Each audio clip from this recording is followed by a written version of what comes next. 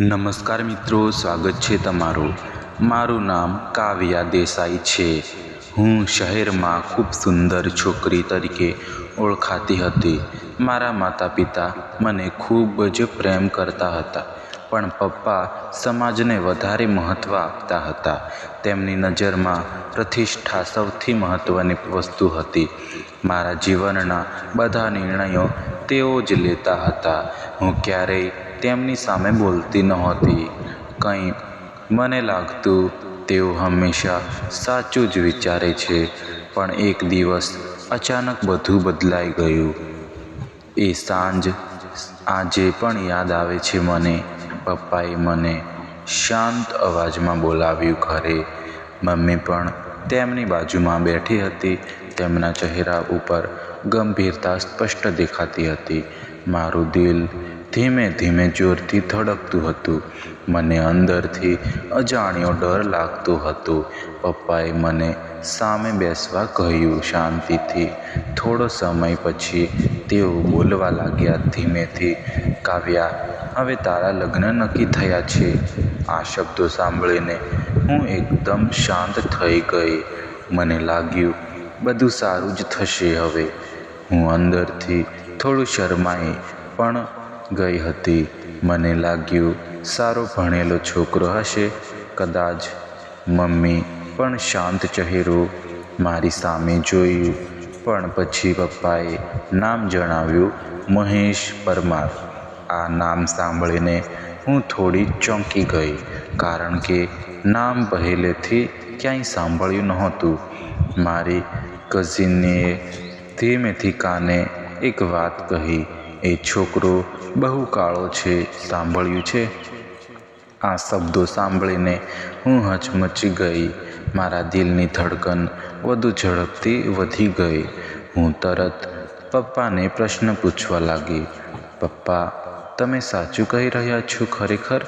પપ્પાએ કડક અવાજમાં જવાબ આપ્યો તરત, આ નિર્ણય હવે બદલાશે નહીં ક્યારેય કાવ્યા.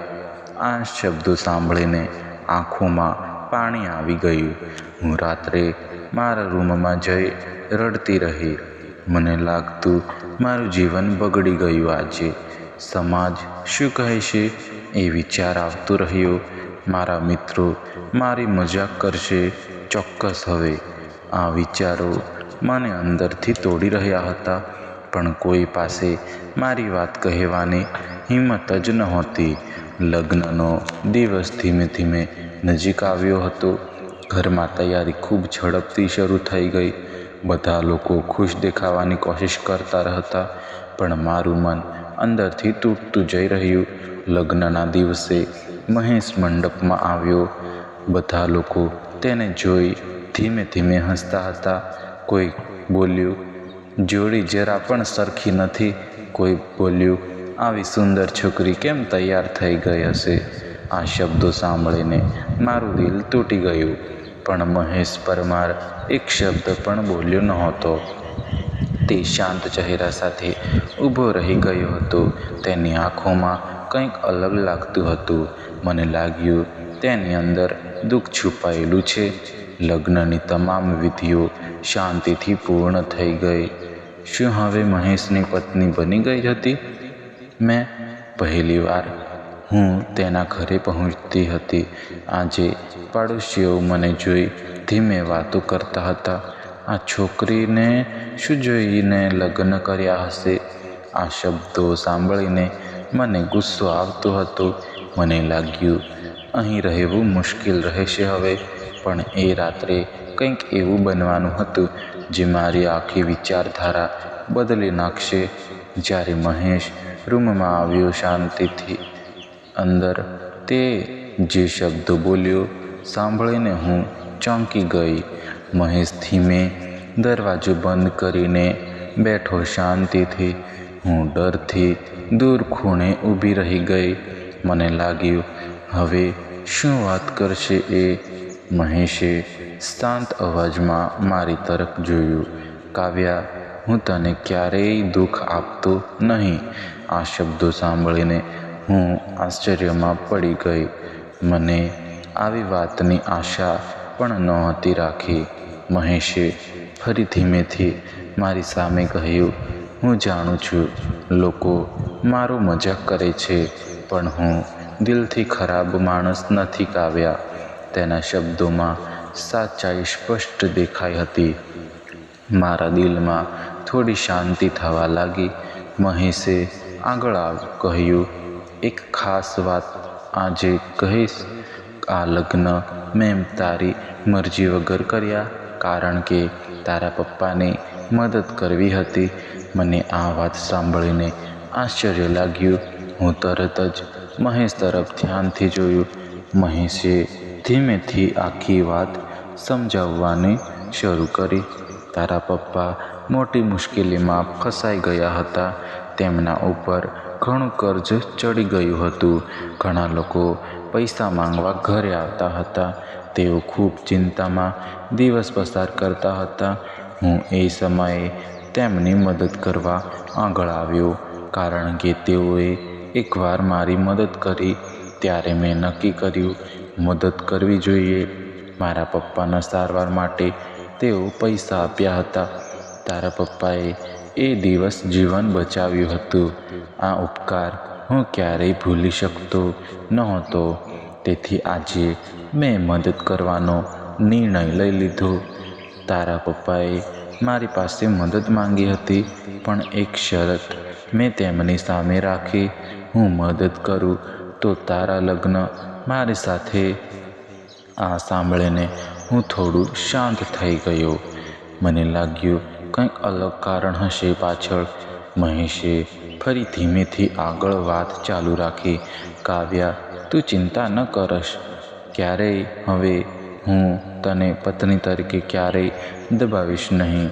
તું અહીં પોતાની મરજીથી રહી શકશે. જો તને પાછું ઘરે જવું હોય તો હું તને રોકવાનો કોઈ જ પ્રયત્ન નહીં કરું. આ શબ્દો સાંભળીને મારી આંખોમાં પાણી આવી ગયું. મને તેની અંદરની સચ્ચાઈ દેખાઈ ગઈ હતી. મારા દિલમાં પહેલીવાર માન ઉત્પન્ન થયું. મહેશે મારી તરફ જોઈ થોડું સ્મિત કર્યું. શાંતિથી. હું આજે સુધી લોકોની મજાક સહન કરતો રહ્યો, પણ તારી સામે ક્યારેય ખોટું નહીં કરું. મને તેની વાતો સાંભળીને વિશ્વાસ આવ્યો. મારા દિલનો ગુસ્સો ધીમે ધીમે ઘટી ગયો. મને લાગ્યું કદાચ હું ખોટું વિચારી રહી.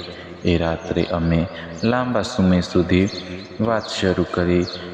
મહેશે પોતાના જીવનની મુશ્કેલીઓ સમજાવી. બાળપણથી લોકો તેને રંગ માટે ચીડાવતા હતા.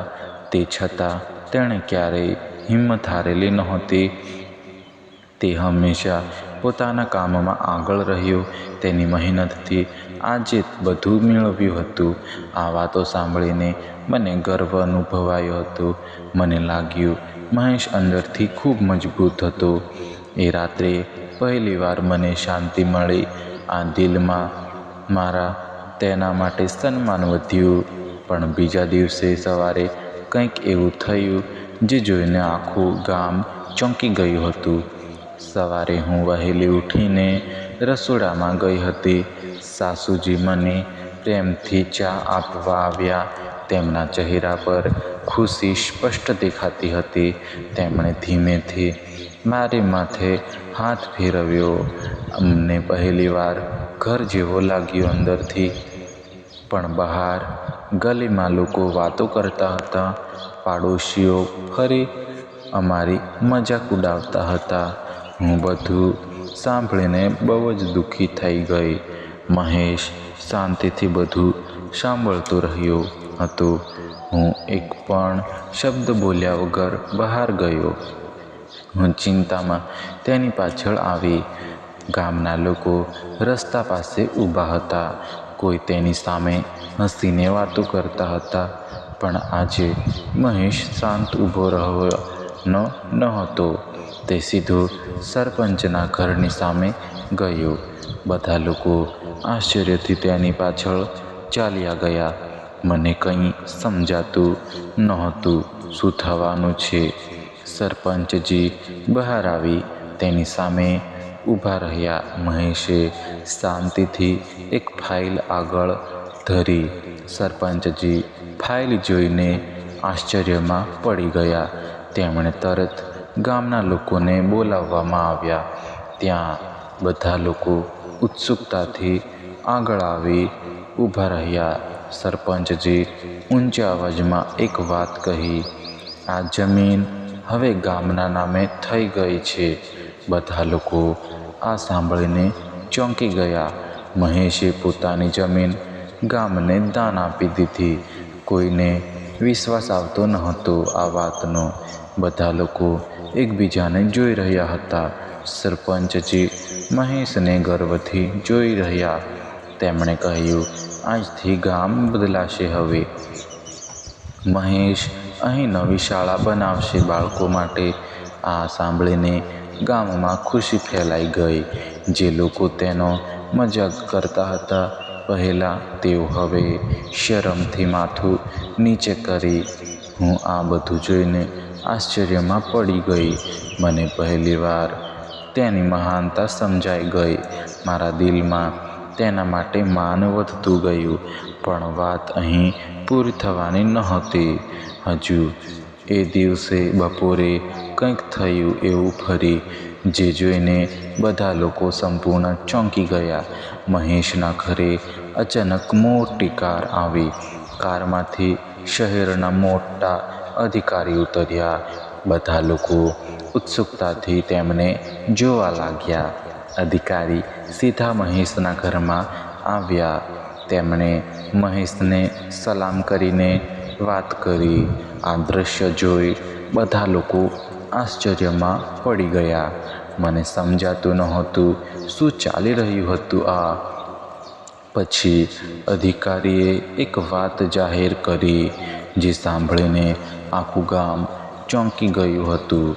અધિકારીએ મહેશને ગર્વથી અભિનંદન પાઠવ્યા.